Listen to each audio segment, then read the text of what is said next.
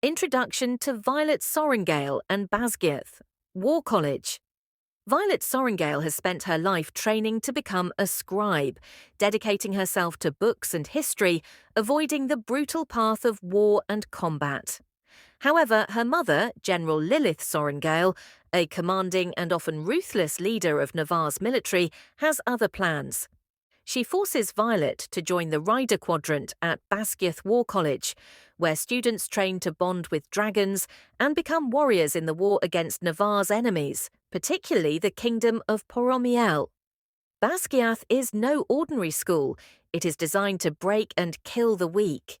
Failing even the simplest of tests can result in death, and dragons will not bond with anyone they see as unworthy.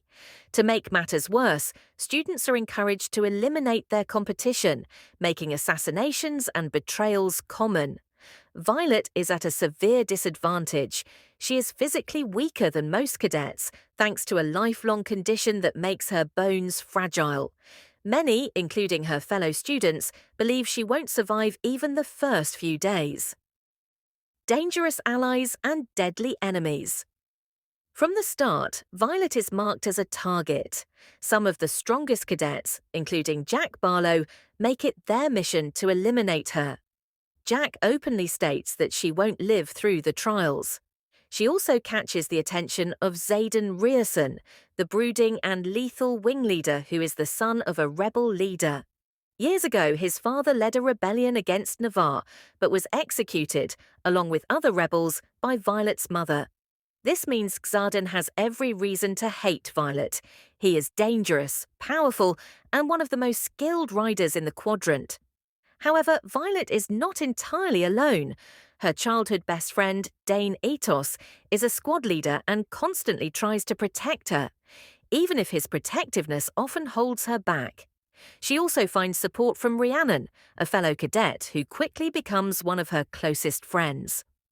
The dragon bonding and unexpected power. One of the most critical moments in the War College is Thresher Day, where cadets must attempt to bond with dragons. If a dragon does not choose them, they fail and are expelled. Or worse, killed by an enraged dragon. Against all odds, Violet bonds with not one, but two dragons. Tairn, a massive, legendary black dragon, one of the most powerful dragons in existence. He is respected and feared by all, making Violet's bond with him shocking. Andarna, a rare young golden dragon with unique abilities, who gives Violet an unexpected edge. This dual bond grants Violet incredible power, including access to lightning magic, but also paints a target on her back. The governing body, the Scribe Quadrant, wants to study Andarna, while rival cadets envy and resent Violet's sudden rise in status. Unraveling secrets and forbidden knowledge. As Violet grows into her role as a dragon rider, she begins to uncover disturbing secrets about Navarre and its war against Poromiel. She learns that the official story about the rebellion that Xaden's father led may not be entirely true. The government has hidden critical information from its people, and there may be a much greater existential threat looming over the kingdom. Xaden, despite his initial coldness toward Violet, is also hiding something. As they are forced to work together, their animosity turns into reluctant respect, then tension-filled attraction, and finally something deeper. However, trust between them remains fragile, as their pasts and allegiances threaten to pull them apart. Meanwhile, Dane continues trying to interfere in Violet's training, believing she is too weak to survive. This leads to conflicts between them, as Violet starts asserting her own independence and refuses to be treated like someone who needs saving. The final battle and shocking betrayal.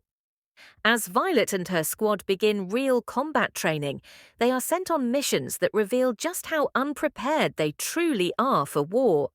Eventually, an unexpected attack occurs, exposing Violet to the horrifying truth. Navarre's true enemy is not just Poromiel, but something much darker and more dangerous. During this final battle, Violet is forced to fight for her survival in ways she never imagined. She and Xaden must work together, putting their lives and their growing feelings for each other on the line. But just when she thinks she understands the truth, a betrayal changes everything.